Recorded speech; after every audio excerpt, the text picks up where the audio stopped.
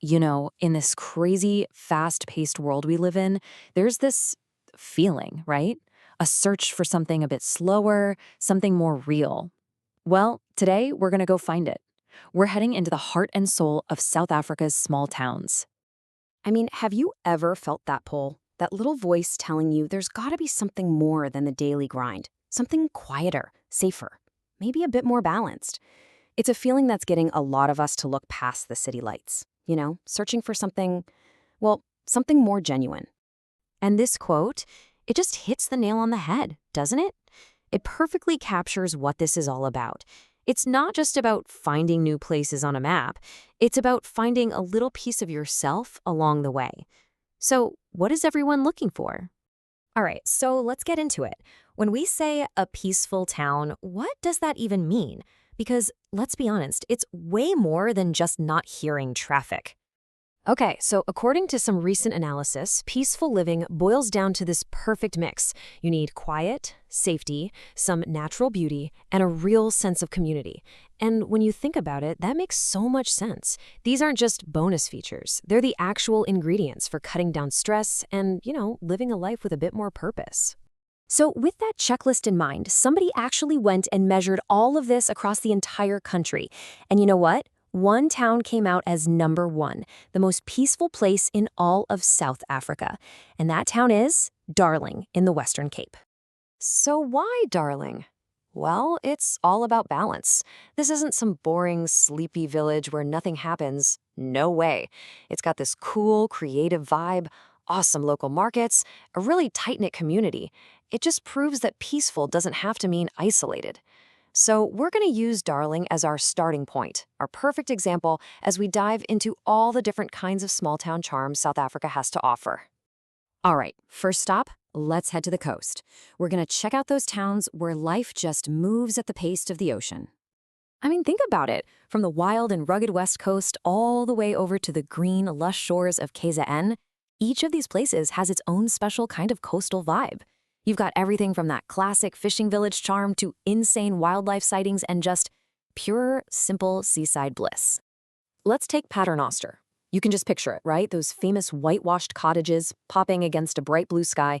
You can practically smell the fresh seafood sizzling on a braai, hear the waves lapping on the beach. I mean, that is the textbook definition of a chill coastal getaway. But coastal life can also get weird, in a good way.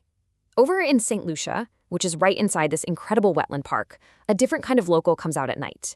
It is totally normal to see hippos just casually strolling through town, munching on people's lawns. Can you imagine? Now that is a unique way to live. Okay, so from the ocean, let's head inland. We're going deep into the heart of the country now to talk about a totally different kind of town. The ones that pull in the artists, the dreamers, the people looking for something extraordinary under those massive Karoo skies. These places have so much personality. You've got Clarens, this gorgeous artist retreat tucked away in the mountains. Then there's Berrydale with its funky, kind of quirky vibe. And Richmond? Well, if you love books, Richmond is basically heaven. But maybe the most unique of them all is New Bitsita. And it's all because of this place called the Owl House. It's just this mind-blowing creation.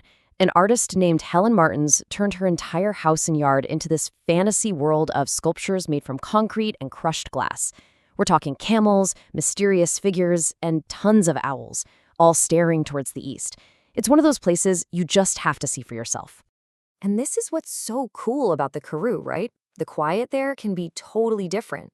You've got Sutherland, which is all about this deep, silent cosmic quiet. It's a world-famous spot for stargazing. And then you have New Bethesda, where the quiet is buzzing with this weird, wonderful, artistic energy. Same region, two towns, but completely different vibes. And hey, while we're on the topic of unique Karoo towns, get this. There's a little town called Bethuli, and inside it is the Royal Hotel. People call it the Hotel of Stories because it's home to a private collection of more than 30,000 books and 80,000 vinyl records. Just wow. Imagine that. All right, for our last leg of the journey, we're climbing up, we're heading for the high ground to those towns that are tucked away in South Africa's mountains and forests, places full of magic, mist, and a little bit of adventure. So what are you looking for? Mystical forests? Yep. Lush, misty valleys? Got 'em. Crazy mountain passes or just a straight-up adrenaline kick?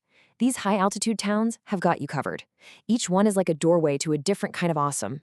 Okay, we have to talk about Hogsback. This place is just drenched in magic. Seriously, as you drive up that super steep, winding road, you feel like you're leaving the real world behind. And the legend, the one that everyone talks about, is that these incredible, ancient forests were the actual inspiration for J.R.R. Tolkien's Middle-earth. How cool is that? And again, this just shows you the variety, even within one category. On one hand, you have Hogsback with its mystical, magical vibe, perfect for just walking and thinking. And on the other hand, you have Sabi, which is this nonstop action hub where you can literally go abseiling down a waterfall. So yeah, mountain town can mean two totally different things. So wow, we've gone from the coast to the Karoo, all the way up into the mountains. So what's the takeaway here? What does this mean for you? How do you actually find the town that's right for you? Well, it's pretty simple, actually. Just think about it in 3 steps. First, what's your landscape? Are you a coast person, a Karoo person, or a mountain person? Second, what's your vibe? Are you looking for that deep, serene quiet, or maybe that buzzing creative energy? Or are you all about outdoor adventure? And last, which stories grab you? The Tolkien magic, the wild art of the owl house, or the idea of hippos on your lawn? Because here's the thing, when you get off the main highways, these small towns, these dorps, that's where you find the real, unfiltered soul of South Africa. They give you a chance to not just see a place, but to really feel it. So I guess the only question left is, where will your journey take you?